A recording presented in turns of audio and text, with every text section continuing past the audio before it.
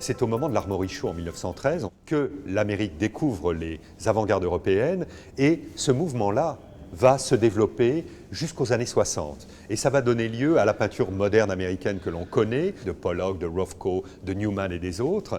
Et il va falloir attendre le début des années 60, c'est-à-dire l'avènement du pop art, avec Warhol, Lichtenstein et d'autres, pour que soudain l'Amérique redécouvre ce qu'elle avait négligé avant l'Armory Show, c'est-à-dire une certaine tradition du réalisme américain et surtout l'idée d'un art qui se nourrit de ce que l'Amérique, bon an mal an, a produit de plus original, c'est-à-dire son génie de la communication, de la publicité, sa culture populaire, tout ce que les artistes pop vont digérer et formuler dans leurs tableaux, mais qui était déjà présent chez les artistes de l'Ashcan School et d'une certaine façon chez Hopper.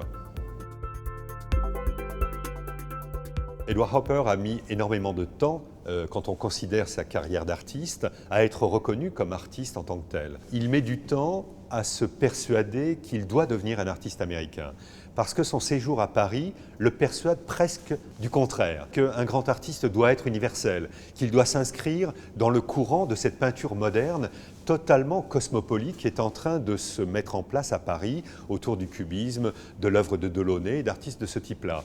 Et c'est au retour aux États-Unis qu'il prend conscience d'une exigence américaine. L'Amérique attend une culture américaine, attend une littérature américaine, attend une peinture américaine.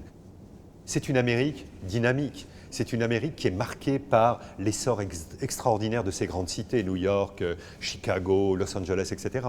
C'est une civilisation qui est marquée par les masses. C'est une civilisation qui est marquée par l'énergie, par le mouvement. Or, on voit dans la peinture de Hopper une véritable résistance à toutes ces valeurs qu'il considérait, lui, comme étant aliénantes. Il retient l'idée qu'il faut composer avec la réalité américaine. Et cette idée d'un monde moderne qui est en train d'ébranler les valeurs auxquelles tenait Hopper fait partie évidemment de son univers poétique.